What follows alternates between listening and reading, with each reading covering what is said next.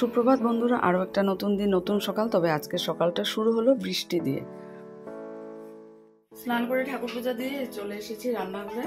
আর কি বলবো, কাল রাতে থেকে বৃষ্টি, সকাল থেকে মানে মুষলধারে নন স্টপ বৃষ্টি হচ্ছে। আমি তারপর এর মধ্যে স্কুলের জন্য রওনা হয়েছি। আর আমি রান্নাঘরে স্পেশাল চাটা বানাবো, ছেলের বন্ধটা বানিয়ে রেডি করে রেখেছি, তারপর ব্রেকফাস্ট রেডি করবো। চলো সঙ্গে থাকো।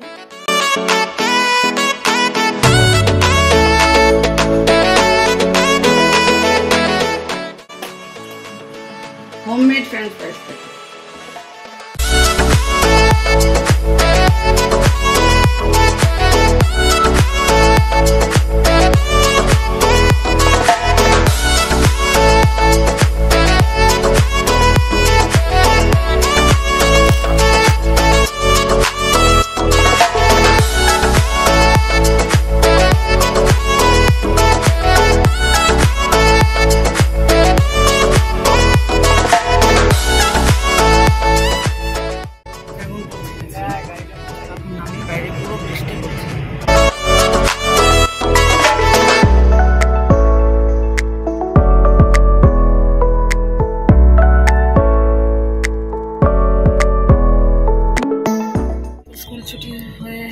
এসে বাসে বসলাম, বাস এখনো ছাড়েনি।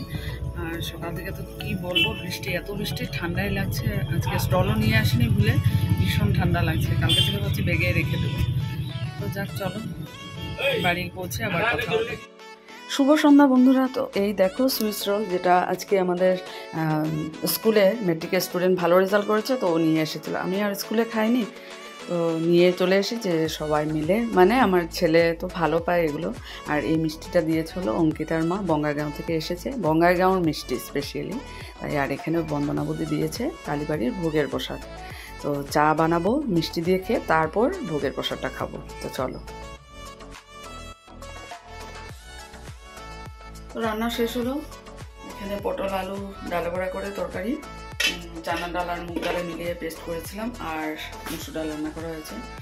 তো আজকেও আবার কারেন্ট তো নেই কখনই, এখন ভোল্টেজ না, কারেন্ট নেই মানে কতক্ষণ ছিল না, এখন যাওয়া আসলো। তো ভোল্টেজ অনেকক্ষণ ধরে ওইভাবে আছে, তো আপ ডাউন হচ্ছে। অনেক সময় ইনভার্টার চালিয়ে রাখছি। যাক, এখন গিয়ে ওই ঘরে বসবো। অমিতাভ সৎসঙ্গে গেছে, হয়তো প্রসাদ নিয়ে আসবে। তো 9:30 10টা বাজলে ডিনারটা করে নেবো। তো চলো ওই রুমে গিয়ে বসি, একটা লাইট জ্বালিয়ে, কারণ ভোল্টেজটা আপ ডাউন ওইভাবে, মানে ওই দেখো আবার কম বেশি হচ্ছে। চলো, যে রুটি আর তরকারি খাবো। আমি শুয়েছিলাম, ছেলে রুটি গরম করলো। তো তাড়াতাড়ি করে শুয়ে থাকি, কারণ ভোল্টেজ এখনও নেই, যাই না আসবে কিনা। সে আবার কালকে সকালবেলা উঠে জলের প্রবলেম, কি যে হচ্ছে না কয়েকদিন ধরে, ভালো লাগছে না। বৃষ্টি তো আছে, সাথে কারেন্টেরও এত প্রবলেম।